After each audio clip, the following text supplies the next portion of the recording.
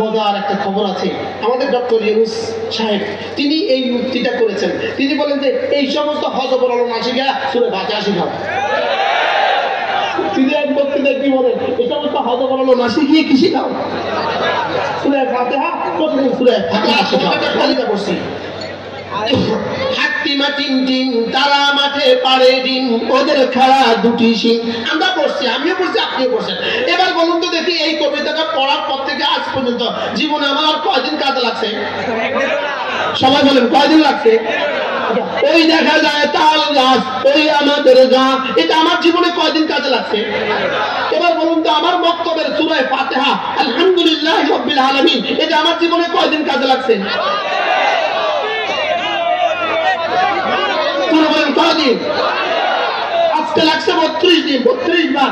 আজকে সূরা ফাতিহা 32 বার, গতকালকেও 32 বার, আগামীকালকেও 32 বার, পরশুও 32 বার, এরপরের দিনও 32 বার। যেটা আমার জীবনে প্রত্যেকদিন 32 বার লাগবে সেটা আমি আমার বাচ্চাদেরকে শিখাইলাম না। যেটা জীবনে একবারও লাগবে না সেটা বাচ্চাদেরকে শিখাইলাম। আমার বিবেক এত পচে গেল কেন? আমি কি কষ্ট দিয়ে দিচ্ছি আপনাদেরকে? যেটা জীবনে প্রতিদিন কয়বার লাগে? সূরা ফাতিহা প্রতিদিন কতবার লাগে? সূরা ফাতিহা প্রতিদিন লাগে 32 বার। আর হাত্তিমা তিন দিন কয়বার লাগছে? উত্তর দেয় না। আচ্ছা, যেমন আমরা ক্লাস 7 এ পড়ছি a square plus twice ab plus b square, a square plus twice ab plus b square কিন্তু যা হওয়ার হয়েছে। আচ্ছা, এটা আমার জীবনে আপনার জীবনে কয়বার বলছেন ডেইলি? আচ্ছা, আমি যেমন একটা প্রশ্ন করি, ডু ডিড ডান, গোইং গন, আপনি আপনার জীবনে কয়বার লাগছে? এবার বলুন তো দেখি সুবহান রাব্বিয়াল আযীম আপনার জীবনে ডেইলি কয়বার লাগে? উত্তর দেন। ডেইলি 96 বার লাগে। আর 3 96 সুবহানাল্লাহ বলেন। সুবহান রাব্বিয়াল আযীম আমার জীবনে ডেইলি কতবার লাগে? উত্তর দেন, উত্তর দেন। সুবহান রাব্বিয়াল আযীম ডেইলি কয়বার লাগছে? 96 বার লাগছে। আর হাত্তিমা তিন দিন জীবনে কয়বার লাগছে? আমি যেটা ডেইলি 96 বার লাগে। এবার দেখেন সুবহান রাব্বিয়াল আ'লা বলেন। একজন বালেগ নারী, বালেগ পুরুষের জীবনে এই বাক্যটা প্রতিদিন লাগে 192 বার। সুবহানাল্লাহ বলেন। প্রতিদিন কতবার লাগে? 192 বার। এটা লাগে প্রতিদিন 192 বার। তাহলে এটা শুদ্ধ করেন সুবহান রাব্বিয়াল আ'লা। যারা বলে না তাদের নাকটা টেনে দেন। সুবহান রাব্বিয়াল আ'লা। যারা বলে না সুবহান রাব্বিয়াল আ'লা। এটা হলো আমাদের হালাল শাহ, ইনি হলেন আমাদের হালাল শাহ। সব পরিবেশে যাকে মানা সুবহানাল্লাহ মাশাআল্লাহ ইনশাআল্লাহ। যারা দাঁড়িয়ে আছেন আপনারা আসেন, সবাই আসল গ্রহণ করেন। জি মাশাআল্লাহ, কষ্ট করে চলে আসেন। এত দূর থেকে ঘর থেকে আসছেন আর এত দূর পর্যন্ত। জি মাশাআল্লাহ, কষ্ট করে চলে আসেন। আল্লাহ তৌফিক দান করেন। তাহলে আমি কি বললাম আপনাকে? সুবহান রাব্বিয়াল আযীম বলি কতবার? 96 বার। সুবহান রাব্বিয়াল আ'লা 192 বার। সুবহানাল্লাহ বলেন। সূরা ফাতিহা প্রতিদিন লাগে কমপক্ষে 32 বার। কুল হুয়াল্লাহু আহাদ এই সূরাটা লাগে কমপক্ষে 16 বার। আপনাদের সাধারণ মানুষগুলো কুল হুয়াল্লাহু আহাদ ডেইলি কতবার লাগে? আমরা কি কুল হুয়াল্লাহু আহাদ ছাড়া নামাজ পড়েন? দুই রাকাতে তার একসাথে দুই রাকাতে তো একসাথে কুল হুয়াল্লাহু পড়তে পারেন না, তাহলে কমপক্ষে দুই রাকাতে তো একবার পড়েন। ডেইলি কতবার লাগে? আর সূরা ফাতিহা প্রতিদিন কতবার? আমি আপনাকে প্রশ্ন করি, আপনার বিবেককে জিজ্ঞেস করেন যে এই সূরাটা আপনার জীবনে প্রত্যেকদিন 32 বার লাগে। আপনার বিবেককে জিজ্ঞেস করেন পাশাপাশি যে সূরাটা, যে দোয়াটা আপনার জীবনে ডেইলি প্রায় 11 বার লাগে। সানা আপনার জীবনে প্রতিদিন কতবার লাগে? লাগে, আপনি এরপরেও এগুলো আপনার সন্তানকে শিখাইলেন না, আপনি হাতিমাটিক দিন শুধুই এটা শিখাইলেন। এবার বলুন তো দেখি আপনার বিবেক পচে গেল কেন? বাস্তব না বাস্তব? আমাদের কাছে আরো পাঁচ আছে, চক্ষু, কর্ণ, নাসিকা, জিহ্বা, ত্বক। কয়টা? কি কি? চক্ষু, কর্ণ, নাসিকা, জিহ্বা, ত্বক। পঞ্চ ইন্দ্রিয় আছে না নাই? চোখ ছাড়া মানুষটা অচল না সচল? কান ছাড়া মানুষটা অচল না সচল?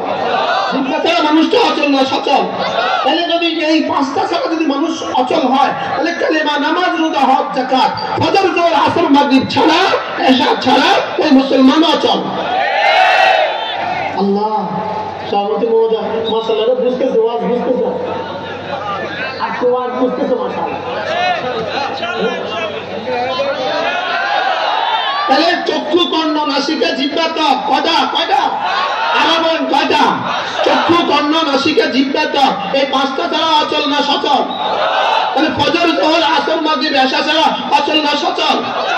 এরকম অচল মুসলমান তো এখানে নাই। শুধু আছে বলবে, আছে, থার্ড পার্সন বলবে, ফার্স্ট পার্সন বলে না। আছে না আসি? আবার ওটা আছে।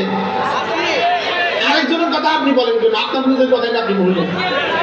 বলেন চক্ষু, কর্ণ, নাসিকা, জিহ্বা, ত্বক। বলেন ফজর, যোহর, আসর, মাগরিব, এশা। এবার দেখেন, আমাদের বিল্ডিং করতে পাঁচটা জিনিস লাগে: ইট, রড, সিমেন্ট, বালি, পানি। কয়টা? কয়টা? কি কি? ইট, রড, সিমেন্ট, বালি, পানি। এই পাঁচটা ছাড়া কি ঘর সম্ভব? জীবনে কোনোদিন কারোর ফল হবে এই পাঁচটা ছাড়া? আমার কাছে শুধু পানি নেই, বাংলাদেশের পানি তো বেলাস, পয়সা ছাড়া পানি। শুধু পানি নেই, ভবনটা হবে? শুধু বালি নেই, ভবনটা হবে? শুধু সিমেন্ট নেই, ভবনটা হবে? তাহলে কয়টা লাগবে বলেন? কি কি? ইট, বালি, রড, সিমেন্ট, পানি। ঠিক তেমনি ভাবে জান্নাতে যেতে পাঁচটা লাগে: কালেমা, নামাজ, রোজা, হজ, যাকাত। আমরা যারা গরিব মানুষ আছি, আমাদের উপরে তিনটা: কালেমা, নামাজ, রোজা। যেহেতু হজ আর যাকাত আমাদের উপরে নাই, এই জন্য আমাদেরকে দিতে আরো পাঁচটা: কালেমা, নামাজ, রোজা। এবার দিতে ফজর, যোহর, আসর, মাগরিব, এশা। আমি কি বুঝাতে পারছি আপনাকে? তাহলে নামাজ ছাড়া আপনি জান্নাতে চলে যাবেন, বিষয়টা এত সহজ নয়। হ্যাঁ, যদি আল্লাহ মাফ করে দেয় তো ভালো, আল্লাহ মাফ করে দিলে আমার কোনো অসুবিধা আছে। তাহলে নামাজ আমার লাগবে কিনা বলেন? তো লাগবে। এখন শুধু রড, সিমেন্ট, বালি আছে, কিন্তু পানি নেই। বলেন বলেন, হবে না? হবে না বলেন। আচ্ছা এবার দেখেন, ভাত রান্না করতে পাঁচটা লাগে: চাউল লাগে, পাতিল লাগে, পানি লাগে, এবার দারুয়া লাগে, লাকড়ি লাগে, এবার ম্যাচ লাগে। সব আছে, শুধু ম্যাচ নাই। বলেন হবে না? তাহলে বোঝা গেছে আপনি শুধু ম্যাচ ছাড়া ভাত হয় না। শুধু ম্যাচ নেই, 1 টাকার ম্যাচ নেই, এই জন্য ভাত হয় না। 10 টাকার লাকি নেই, এই জন্য ভাত হয় না। আপনি ফজর ছাড়া আপনার ইসলাম হবে কিভাবে? আপনার যোহর ছাড়া ইসলাম হবে কিভাবে? আপনার আসর ছাড়া ইসলাম হবে কিভাবে? আপনার ইসলাম হবে কিভাবে? আপনার আশা ছাড়া ইসলাম হবে কিভাবে? রোজা রাখে না এরকম মুসলমানের দেশে আছে না নাই? এরা আবার মুসলমান। বিদেশে যেতে পাঁচটা লাগে, বিদেশে যেতে পাঁচটা লাগে: পাসপোর্ট লাগে, ভিসা লাগে, টিকিট লাগে, ডলার লাগে, বিমান লাগে। কত লাগে বলেন? এটা শুধু পাসপোর্টটা আছে, আর কিছু নেই।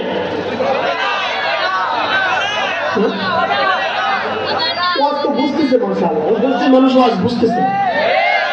তাহলে কয়টা লাগবে বলেন? কি কি? Passport, visa, ticket, dollar invest আর বিমান। এই পাঁচটা ছাড়া বিদেশে যাওয়ার কল্পনা করা যায়? কিন্তু সরকারি চাকরিজীবী আরো কিছু লাগে, এনওসি লাগে। মন্ত্রী হয়তো এনওসি লাগে, এমপি হয়তো এনওসি লাগে, হ্যাঁ, নো অবজেকশন সার্টিফিকেট লাগে। হ্যাঁ, সরকারি চাকরিজীবী হলে আরেকটা, ঠিক আছে না? হ্যাঁ, সরকারি চাকরিজীবী হলে আরেকটা সার্টিফিকেট লাগে। ওখানে আমার সচক্ষে দেখা ঘটনা, বাংলাদেশে একজন বিশিষ্ট মানুষ, 16 বছর আগের কথা, 16 বছরের জমানার কথা, ওনাকে ইমিগ্রেশনে বলতেছে, sir please NOC, please NOC. উনি বলতেছেন, তুমি আমার চিনো? মানে তুমি আমার কাছে এনার্জি চাইছো, তুমি আমার চিনো। বলতেছে স্যার আমার আপনাকে চেনার দরকার নেই, আপনি এই ইমিগ্রেশন পাস করতে হলে এনার্জি দিতে হবে। কাগজটা দেন, কাগজটা দেন, পেপারটা দেন। আপনি যে বিদেশ সফর করছেন আপনার সরকারের কোনো কি নেই, অবজেকশন নেই, এটা আগে আমাকে দেন। তো বলতেছে শুনো আমি কিন্তু অমুক। তো এই বেটা আস্তে করে টিপ দিছে, সুইচ টিপ দিছে, দুজন পুলিশ এসে দুই পাশে দাঁড়ায় গেছে। এখন একটুখানি হকচকিত হয়ে বলতেছে বিষয়টা কি? স্যার এটা লাগবে, আর না হয় এই দুজন আছে, নিয়ে যাও, যাও নিয়ে যাও। এই কথা বলার সঙ্গে সঙ্গে এবার সচিবালয় ফোন দিয়ে সঙ্গে সঙ্গে বলতেছে আমার এনওসিটা পাঠাও, তাড়াতাড়ি করো, তাড়াতাড়ি এনওসি পার্সলে পাঠাও। তাইলে বুঝা গেছে যত বড়ই হন আপনি, আপনি পাসপোর্ট ছাড়া, ভিসা ছাড়া, টিকিট ছাড়া, ডলার ইনভেস্ট ছাড়া, বিমান ছাড়া আপনি বিদেশে যেতে পারবেন না। তাইলে বুঝা গেছে আপনি যত বড়ই হন, আপনি কালেমা, আপনি নামাজ, আপনি রোজা, আপনি হজ, আপনি যাকাত ছাড়া জান্নাতে যেতে পারবেন না। আমাদের দেশে তো সহজ হয়ে গেছে, এখানে তো বাবার কবরে একটু মোমবাতি দিয়ে দিলেই জান্নাত। আপনাদের বাঞ্ছারামপুরে তো নাই, বাঞ্ছারামপুরে তো নাই মনে হয়, নবীনগরে তো মনে হয় নাই। আচ্ছা আমি আপনাদেরকে জিজ্ঞেস করি, দুর্গা পূজা যারা যায়, দুর্গা পূজা যারা করে, ওখানে একজন দেখবেন ওখানে দুর্গাটাকে দাঁড়া করায় রাখে, লাল সালু ফিন্দাইয়া দাঁড়া করায় রাখে, করে না করে না? ওখানে মোমবাতি দেয়, দেয় না দেয় না? ওখানে আগরবাতি দেয়, দেয় না দেয় না? আচ্ছা ওখানে কিছু খাবার দাবার দেয়, দেয় না দেয় না? তাহলে এখানে দুর্গা পূজার মধ্যে শুধু দাঁড়া করা লাগে, শুধু দাঁড়া করা লাগে। এখানে মোমবাতিও আছে, আগরবাতিও আছে, শাড়িও আছে, গহনাও আছে, সব আছে, শুধু দাঁড়া করা রাখছে। আমাদের দেশে কিছু আছে দুর্গা পূজা, দুর্গা পূজার মধ্যে মোমবাতিও আছে, আগরবাতিও আছে, লাল শাড়িও আছে, লাল শালুও আছে, শুধু পার্থক্য ওখানে দাঁড়া করা আছে, এখানে সোহার আছে। ওখানেও গাঞ্জা আছে, এখানেও গাঞ্জা আছে। বাস্তব না বাস্তব বলেন? ওখানেও নারী আছে, এখানেও নারী আছে, ওখানেও মাদক আছে, এখানেও মাদক আছে, আছে না নাই বলেন? এবার বলুন তো দেখি, এই গাঞ্জাওয়ালা আবার ইসলাম হয় কেমনে? এই গাঞ্জাওয়ালা আবার পীর হয় কেমনে? এই গাঞ্জাওয়ালা আবার আপনাকে জান্নাতে নিবে কেমনে?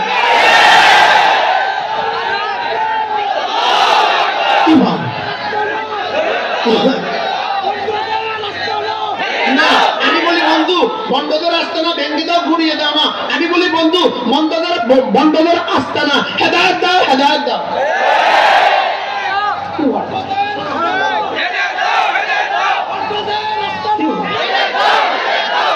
বলেন হেদায়েত দাও, হেদায়েত দাও। কি দাও বলেন? এই জন্য আমি বলি দুর্গা পূজা কাদের? দুর্গা পূজা হিন্দুদের। এবার ওরস কাদের? ওরস কাদের? ভান্ডারীদের। এটা ইসলামের না, এটা ভান্ডারীদের। এটা কাদের বলেন? এটা ভান্ডারী, ইসলাম না বলেন। আচ্ছা শুনেন, ভান্ডারী মাইজ ভান্ডার হলো একটা গ্রামের নাম, ফটিকছড়ি থানা, ফটিকছড়ি থানা। মাইজ ভান্ডার একটা গ্রামের নাম, একটা কি নাম বলেন? এখান থেকে মাইজ ভান্ডার, এখান থেকে হয়েছে ভান্ডারী। এটা কি চিটাগাঙ্গের আবিষ্কার না মদিনার আবিষ্কার? বুঝতে পারলাম না। এটা চিটাগাঙ্গের না মদিনা? আমরা কি ইসলাম মদিনার না চিটাগাঙ্গ? বুঝা গেছে মাজার পূজার সাথে ইসলামের কোন সম্পর্ক নাই, পীর পূজার সাথে ইসলামের কোন সম্পর্ক নাই, পীর পূজার সাথে ইসলামের কোন সম্পর্ক নাই।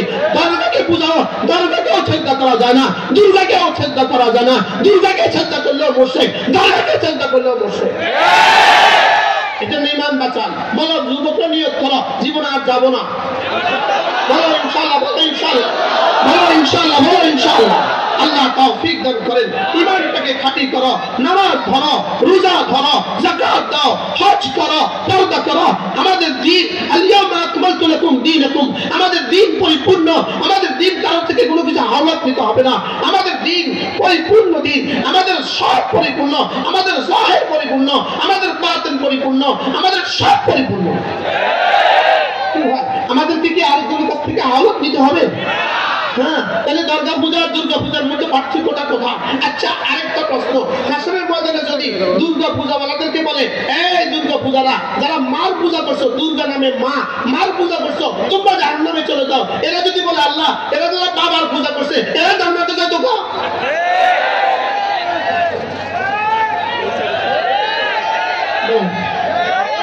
আর বুঝে চিল্লাইতেছেন না বুঝা? বলেন মার পূজারীরা জান্নাতে যাবে না জাহান্নামে যাবে? বংশী পূজারী জান্নাতে না জাহান্নামে? ভক্তি পূজারী জান্নাতে না জাহান্নামে? বড় পূজারী জান্নাতে না জাহান্নামে? আরে হনুমান পূজারী জান্নাতে না জাহান্নামে? হাতের পূজারী জান্নাতে না জাহান্নামে? তো বাবার পূজারী জান্নাতে যাবে কেন? আল্লাহ রাগ করছেন কেউ? এই জন্য আখলিস দীনাক ইয়াকফিকাল আমালুল কালিলু, তোমার ঈমানকে খাঁটি করো, অল্প আমলের নাজাতের জন্য যথেষ্ট। দুটা বানাও, ঈমান বানাও, আমল বানাও, কালেমা বানাও, নামাজ বানাও, রোজা বানাও, হজ বানাও, যাকাত বানাও। ইনশাআল্লাহ 5 ওয়াক্ত নামাজ পড়বো, রোজা রাখবই। বলেন ইনশাআল্লাহ, বলেন ইনশাআল্লাহ। আল্লাহ তৌফিক দান করেন। বাংলাদেশে একটা শ্লোক আছে, বাংলাদেশে একটা শ্লোক আছে, শোনাবো আপনাদেরকে। যে শ্লোকটা 100 ভাগ সত্য, 100 ভাগ সত্য। যদি সত্য হয় তাহলে বলবেন সত্য, যদি মিথ্যা হয় তাহলে বলবেন মিথ্যা। আমরা ছোটবেলা বাংলাতে লিখতাম না, প্রশ্ন দিত, সত্য হলে স লেখো, মিথ্যা হলে মি লেখো। আমি একটা শ্লোক বলি, খন্তি মার্কায় দিলে ভোট, শান্তি পাবে দেশের লোক। সত্য হলে স, মিথ্যা হলে মি। বুঝলেন না? এটা কি এই শ্লোকটা আপনি দেয় কিনা? দেয় না, দেয় না। এই শ্লোকটা কি সত্য না মিথ্যা শ্লোক? বুঝলেন না? এটা সত্য শ্লোক না মিথ্যা শ্লোক? তাহলে এর একটা বিপরীতে সত্য শ্লোক আছে, শোনাবো? বুঝলেন না? সত্য একটা শ্লোক আছে, শোনাবো?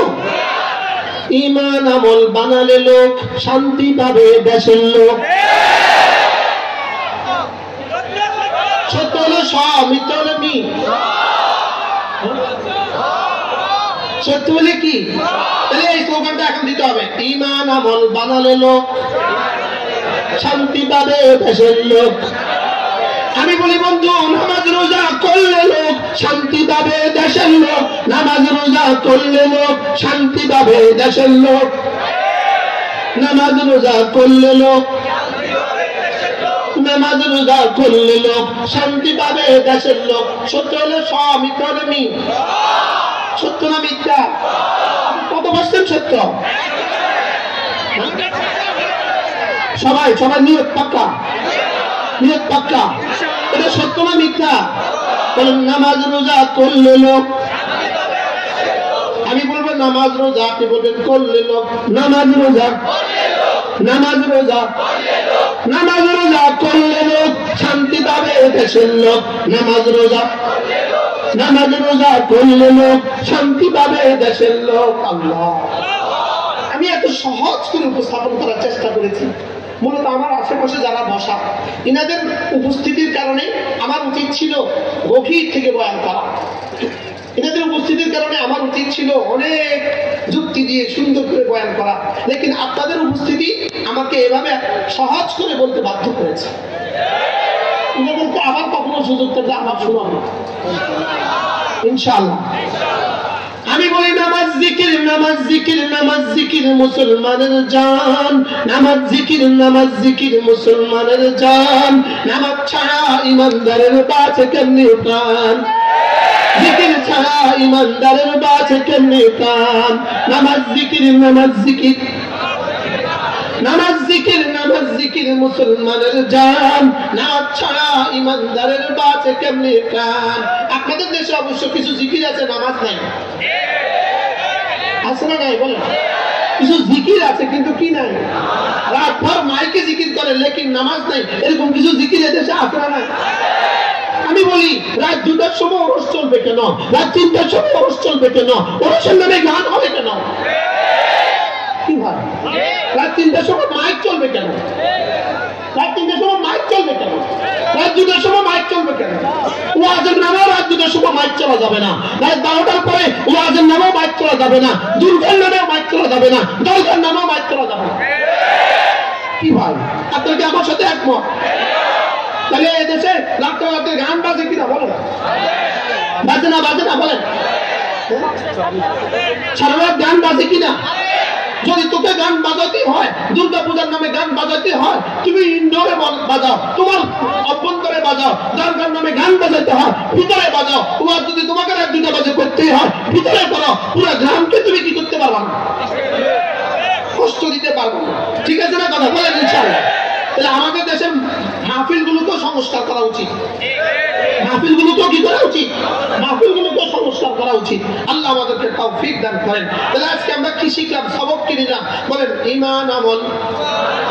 মান আমিলা সালিহান মিন যাকারিন আও উনসা ওয়া হুয়া মুমিন ফালানুহইয়ান্নাহু হায়াতান তাইয়্যিবা ওয়া লানাজজিয়ান্নাহুম আজরাহুম বিআহসানি মা কানু ইয়ামালুন। রব্বুল আলামিন বলেন, চাই তুমি পুরুষ হও, চাই তুমি মহিলা হও, চাই তুমি শিক্ষিত হও, চাই তুমি অশিক্ষিত হও, চাই তুমি ধনী হও, চাই তুমি দরিদ্র হও, চাই তুমি আরব হও, চাই তুমি আজম হও, চাই তুমি আমেরিকান হও, চাই তুমি এশিয়ান হও, তুমি যেই হও না কেন, চাই তুমি যেই হও না কেন, তুমি যদি ঈমান বানাও, আমল বানাও, তুমি যদি ঈমান বানাও, আমল বানাও, আমি তোমার দুনিয়া বানাবো, আমি তোমার আখিরাত বানাবো। আমার ঈমান বানাবো, আমি আমার ঈমান বানাবো, আমি আমার কি আমল বানাবো। কি বানাবো? ঈমান বানাবো, আমল বানাবো, ঈমান বানাবো, আমল বানাবো। এবার বলুন তো দেখি, বুঝে থাকলে বিদেশে যাওয়ার সময় কয়টা লাগে? কি কি? আচ্ছা, এগুলো সব আছে। এই 5টা একদম 100 আছে। পাসপোর্ট আছে, ভিসা আছে, টিকেট আছে, বিমান রেডি, ডলারের পেপার আপনার কাছে আছে, সব আছে। শুধু আপনার ব্যাগে একটু গাঞ্জা আছে। কি বলছি বলেন? এখন কি আপনাকে ইমিগ্রেশন ক্রস করতে দিবে না আটকায় দিবে? আপনার আগে 5টা আছে। একটা ছুরি আছে, ছুরি হবে না। কেচি দেখলে, আচ্ছা বন্দুক দেখলে, পিস্তল দেখলে, তাহলে কি বোঝা গেল? ওই 5টাও লাগবে। যেগুলো নিষিদ্ধ আছে সেগুলোও ছাড়তে হবে। তাইলে বোঝা গেছে আমার কালেমা, নামাজ, রোজা, হজ, যাকাত এগুলোও লাগবে। আমার ফজর, যোহর, আসর, মাগরিব, ইশা এগুলোও লাগবে। আমার নিষিদ্ধ চুরি নেওয়া যাবে না, দুর্নীতি নেওয়া যাবে না, ডাকাতি নেওয়া যাবে না, সুদ নেওয়া যাবে না, ঘুষ নেওয়া যাবে না, জুয়া নেওয়া যাবে না, গুনাহ নেওয়া যাবে না। আমি কি বুঝাইতে পারছি এবার? তাহলে বোঝা গেছে যেগুলো জরুরি সেগুলোও নিতে হবে, আর যেগুলো কি নিষিদ্ধ সেগুলো কি ছাড়তে হবে। তাহলে আমাদের যুবকগুলো এবার বলো, জুয়া ছাড়তে হবে। কি ছাড়তে হবে বলো? জুয়া ছাড়তে হবে। এবার বলো, গাঞ্জা ছাড়তে হবে। গাঞ্জা বলো, কি ছাড়তে হবে? গাঞ্জা ছাড়তে হবে, মাদক ছাড়তে হবে, জেনা ছাড়তে হবে, ব্যভিচার ছাড়তে হবে, চুরি ছাড়তে হবে, মিথ্যা ছাড়তে হবে। বুঝে দেখে বলুন তো দেখি, শুধু 5টা আছে আর নিষিদ্ধ কিছু নাই, তাহলে কোথায় যাবে? বিদেশে যাবে। তাহলে কালেমা, নামাজ, রোজা, হজ, যাকাত এগুলো ঠিক আছে, নিষিদ্ধ কিছু ব্যাগে নেই। ইনশাআল্লাহ জান্নাতের সামিয়ানা আবার দেখা হবে। কি হয়? তাহলে কি কি নিতে হবে? যেগুলো করণীয় সেগুলো করতে হবে, যেগুলো বর্জনীয় আমরা ব্যবহার করছি।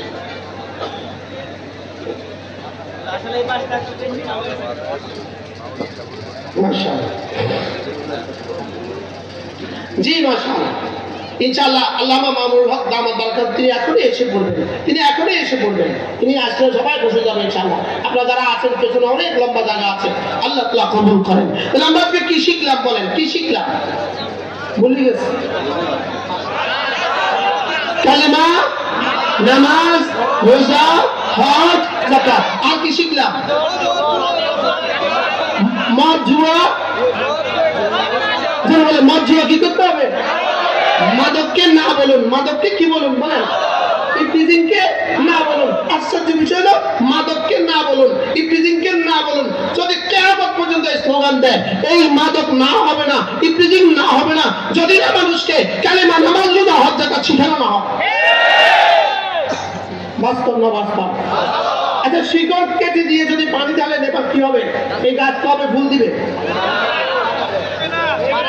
এই জন্য আমরা বলি, আমরা জোর দাবি জানাই, যদি বাংলাদেশের প্রাইমারি স্কুলগুলোতে যদি একজন ধর্মীয় শিক্ষক নিয়োগ দেওয়া হতো বাংলাদেশের প্রাইমারি স্কুলগুলোতে, যদি ধর্মীয় শিক্ষক নিয়োগ দিয়া প্রাইমারি স্কুলে কোরআনে কারীম শিখিয়ে দেওয়া হতো, হাই স্কুলে কোরআনে কারীম শিখিয়ে দেওয়া হতো, আমাদের কলেজ ইউনিভার্সিটিতে কোরআনে কারীম শিখিয়ে দেওয়া হতো, কোরআনে কারীম বুঝিয়ে দেওয়া হতো, কলেজ ইউনিভার্সিটিগুলোতে কোরআনে কারীম বুঝিয়ে দেওয়ার পরে আমাদের ইন্টারভিউগুলোতে যদি কোরআনে কারীমের উপর ইন্টারভিউ হতো, আমাদের বিসিএস এ যদি কোরআনে কারীমের ইন্টারভিউ হতো, আমাদের পুলিশ প্রশাসনে যদি কোরআনে কারীমের ইন্টারভিউ হতো, আমাদের লোক প্রশাসনে যদি কোরআনে কারীম ইন্টারভিউ হতো, সিভিল প্রশাসনে যদি কোরআনে কারীম ইন্টারভিউ হতো, আমাদের ডাক্তাররাও যদি কোরআনে কারীম পারতো, আমাদের ইঞ্জিনিয়াররাও কোরআনে কারীম পারতো, আমাদের শিক্ষকরাও কোরআনে কারীম পারতো, আমাদের ছাত্ররাও কোরআনে কারীম পারতো, বলুন তো দেখি দেশের অবস্থা কেমন হতো?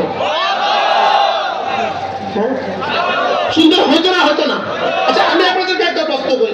যেমন ধরেন আমরা ক্লাস তোমাদের একটা কবিতা পড়ছি, হাত্তিমা টিম টিম তারা মাঠে পাড়ে দিন ওদের খেলা দুটি শিং।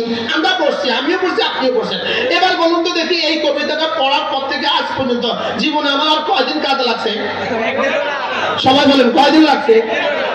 ওই দেখা যায় তাল গাছ, ওই আমাদের গা, এটা আমার জীবনে কয়দিন কাজে লাগছে?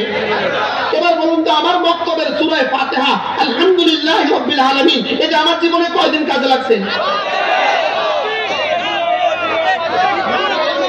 কয়দিন? আজকে লাগছে 32 দিন, 32 বার। আজকে সূরা ফাতিহা 32 বার, গতকালকেও 32 বার, আগামীকালকেও 32 বার, পরশুও 32 বার, এরপরের দিনও 32 বার। যেটা আমার জীবনে প্রত্যেকদিন 32 বার লাগবে, সেটা আমি আমার বাচ্চাদেরকে শিখাইলাম না। যেটা জীবনে একবারও লাগবে না, সেটা বাচ্চাদেরকে শিখাইলাম। আমার বিবেক এত পচে গেল কেন? আমি কি কষ্ট দিয়ে দিচ্ছি আপনাদেরকে? যেটা জীবনে প্রতিদিন কয়বার লাগে? সূরা ফাতিহা প্রতিদিন কতবার লাগে? সূরা ফাতিহা প্রতিদিন লাগে 32 বার। আর হাত্তিমা টিম টিম কয়বার লাগছে? উত্তর দেয় না।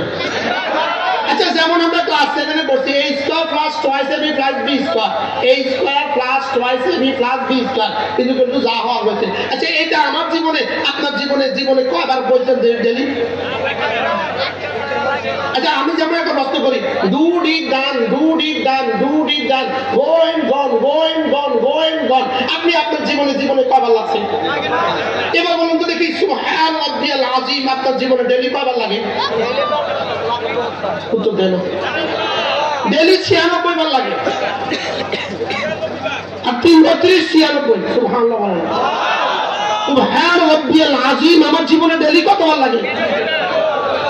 উত্তর দেন, উত্তর দেন। সুবহান রাব্বিয়াল আযীম ডেইলি কয়বার লাগছে?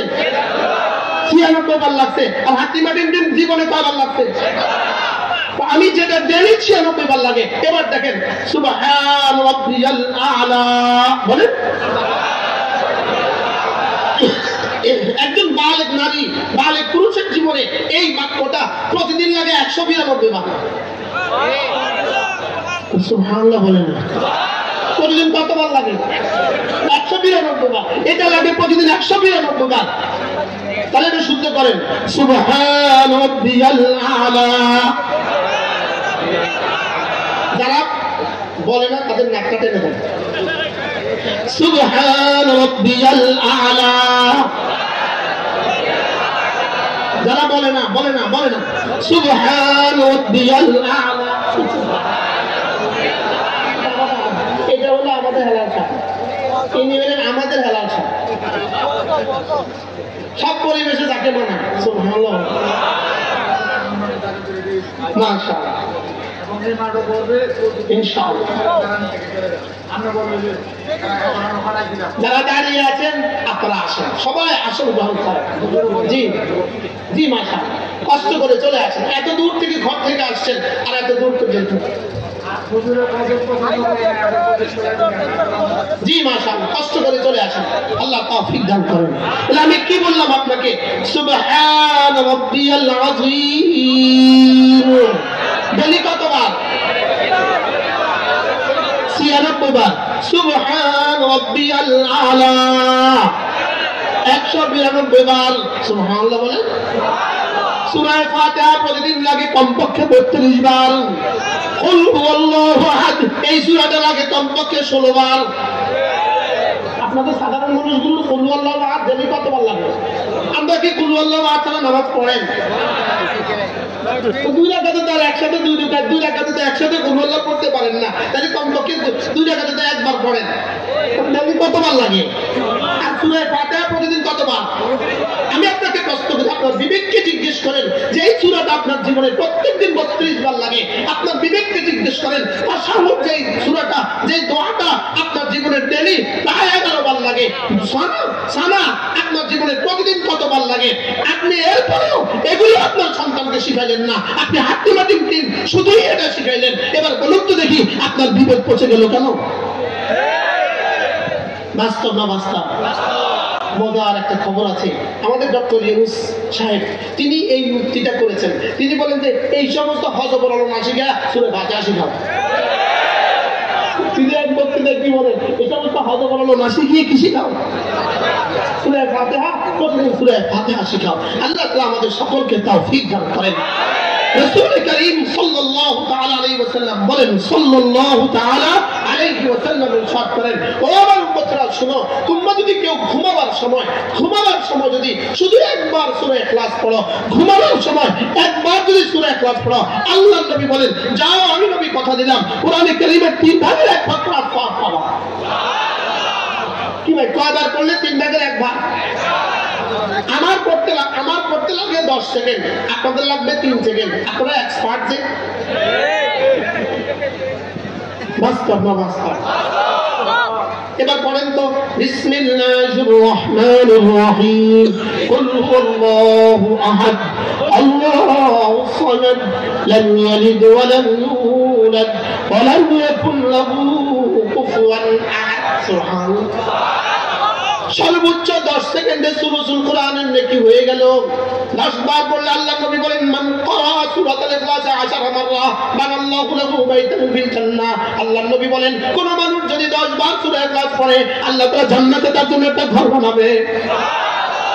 জান্নাতে কি বানাবে? ঘর বানাবে। আমি পড়ে দেখছি, আমার লাগে 1.5 মিনিট, আপনাদের লাগবে 30 সেকেন্ড, কারণ আপনারা এক্সপার্ট। আপনাদের সুন্নত আগে শেষ হয় না, হুজুরদের সুন্নত আগে শেষ হয়।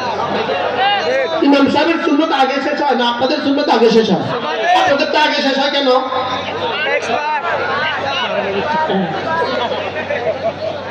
কি হয়?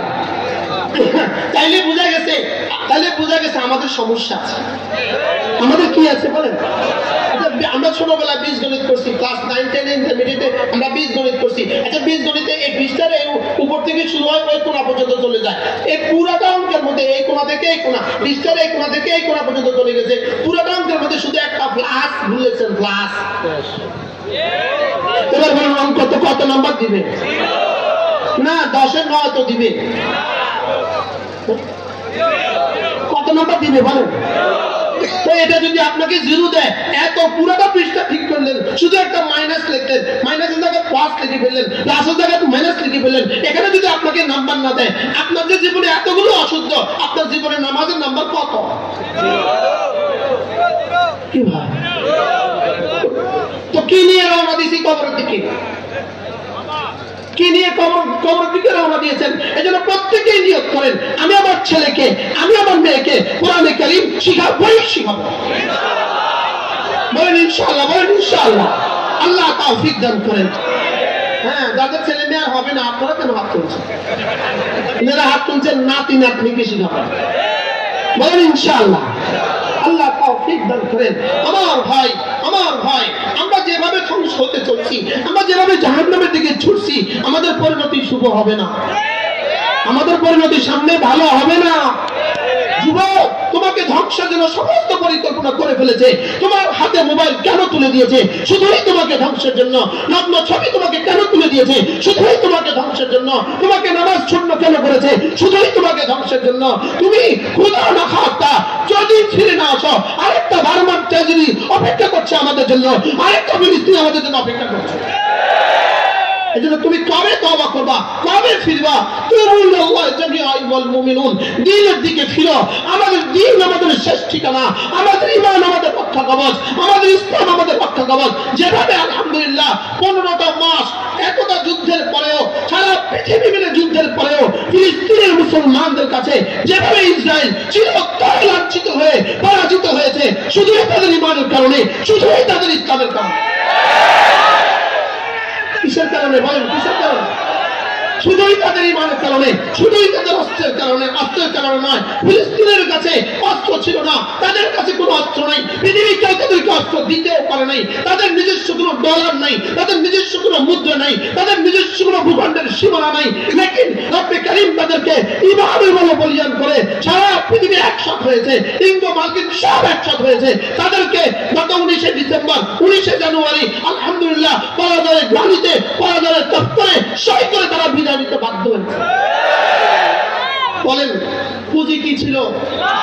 আমার বলো কি ছিল? বলো পুঁজি ছিল তাদের কাছে ইমান, তাদের পুঁজি তাদের কাছে ইসলাম, তাদের পুঁজি তাদের তাকওয়া, তাদের পুঁজি তাদের তাওয়াক্কুল। যদি মুসলমান আমরা যদি এগুলো উঠতে না পারি, খোদা না খাস্তা পুঁজি দিতে দেরি হবে, আমরা ভেসে যেতে দেরি হবে না। বাস্তব না বাস্তব? এজন্য চলেন নিয়ত করি, আজ থেকে হিম্মত করি, ইনশাআল্লাহ আমরা আজ থেকে নামাজ ছাড়বো।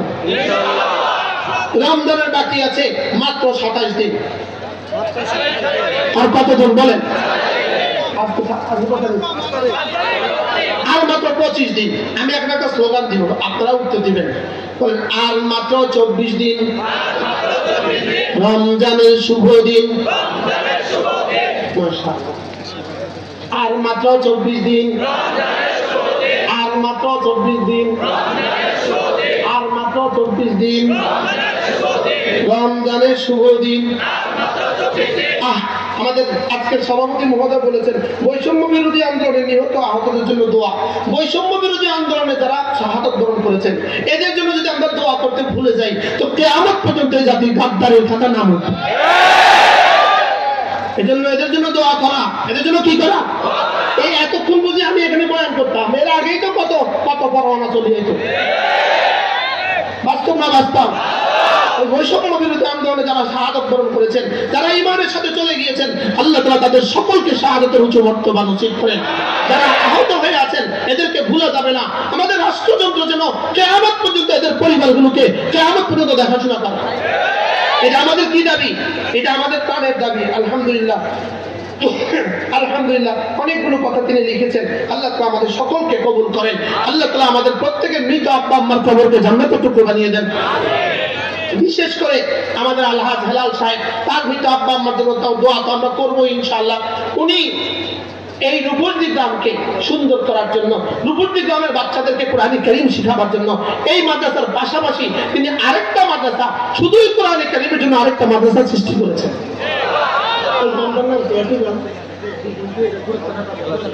রূপসী গুরুস্থানের পাশে ইনশাআল্লাহ রমজান থেকে ওই মাদ্রাসাটাও চালু হবে ইনশাআল্লাহ। আল্লাহ তাআলা তৌফিক দান করেন। আমরা হাজী সাহেবের কাছে, আমি ছোট্ট একটা আবদার হাজী সাহেবের কাছে করব, এই আলিয়া মাদ্রাসার পাশে এখানে যদি হাজী সাহেব একটা মসজিদ করে দিতেন আমাদের এই ছাত্রদের জন্য অনেক উপকার হয়ে যেত। আপনারা কি বলেন? এখানে একটা মসজিদ দরকার না? দরকার না? এখানে হাজী সাহেব ইনশাআল্লাহ এই পাশে যে একটা মসজিদ করে দেন, এখানে অসংখ্য ছাত্র পড়াশোনা করে, ছাত্রীরাও পড়াশোনা করে, এই পরিবেশটাও যেন নামাজি পরিবেশ তৈরি হয়ে যায়। এখানে একটা মসজিদ তৈরি করে দিবেন ইনশাআল্লাহ। কাছাকাছি আসে না, হয় না, এটা এখানে অনেক বড় জায়গা তো আছে, হাজী সাহেবের মালও আছে, জায়গাও আছে। আমাদের দাবি হলে হয়ে যাবে। আগে আমাদের শিক্ষকরা কথা কম, আমি যাবো লাগে কই তারা কম। কি বলেন? ইনশাআল্লাহ আল্লাহ সহজ করেন। এরপরে আমরা আরেকটা দাবি হাজী সাহেবের কাছে করবো, এই আপনাদের এই মাদ্রাসার সাথে যদি নুরানি প্রশিক্ষিত 2-3 শিক্ষক হাজী সাহেবের অর্থায়নে রেখে দেন, তাহলে এই বাচ্চাগুলো কোরআন শরীফ শুদ্ধ হবে। আপনাদের কি খেয়াল? বলেন হবে না? হবে না? বলেন। আল্লাহ তাআলা তৌফিক দান করেন। আল্লাহ তাআলা এই মজলিসকে কবুল করেন। আল্লাহ তাআলা হাজী সাহেবের হায়াতের মধ্যে বরকত দান করেন। হ্যাঁ ইনশাআল্লাহ বয়স্কদের জন্য কোরআন শরীফ শিক্ষা কোর্স চালু হবে ইনশাআল্লাহ। বলেন ইনশাআল্লাহ, বলেন ইনশাআল্লাহ। ইনশাআল্লাহ রূপসী গ্রাম হবে সারা বাংলাদেশের আদর্শ ইনশাআল্লাহ। আল্লাহ তাআলা তৌফিক দান করেন। এখানে কোনো অনাচার হবে না, এখানে কোনো দুরাচার হবে না, এখানে গাঞ্জার ব্যবসা আর হবে না। জোরে পড়ুন। এখানে কি হবে না? বলেন। এই গাঞ্জার ব্যবসা আর হবে না। মা বোনরা যারা আসছেন আপনাদেরকে হাতে ধরে বলি, পায়ে ধরে বলি, পুরুষে আর কখনো যাবেন না। নারী পুরুষ যেখানে একসাথে ওয়াজ শুনে এরকম ওয়াজ মাহফিলে যাবেন না। নারী পুরুষ যেখানে একসাথে গান শুনে এই গানের মধ্যে যাবেন না। আল্লাহ তাআলা আমাদের সকলকে তৌফিক দান করেন। মূলত আমার আরো 2টা বয়ান আছে, একটা হলো কুমিল্লা ক্যান্টনমেন্ট, আর হলো কুমিল্লা চান্দিনা। আর হাজী সাহেব আমাকে বাইন্দা নিয়ে আসছে। আল্লাহ তাআলা হাজী সাহেবের হায়াতের মধ্যে বরকত দান করেন, আপনাদের সকলকে তৌফিক দান করেন। সুবহানাল্লাহি ওয়া বিহামদিহি, সুবহানাকাল্লাহুম্মা ওয়া বিহামদিক, আশহাদু আল লা ইলাহা ইল্লা আনতা, আস্তাগফিরুকা ওয়া আতুবু ইলাইক। ওয়া সাল্লাল্লাহু তাআলা আলা নবিয়িল কারীম ওয়া আলা আলিহি ওয়া আসহাবিহি আজমাইন। আমিন বিরাহমাতিকা ইয়া আরহামার রাহিমিন। মাইক ধরে একজনকে গজল গান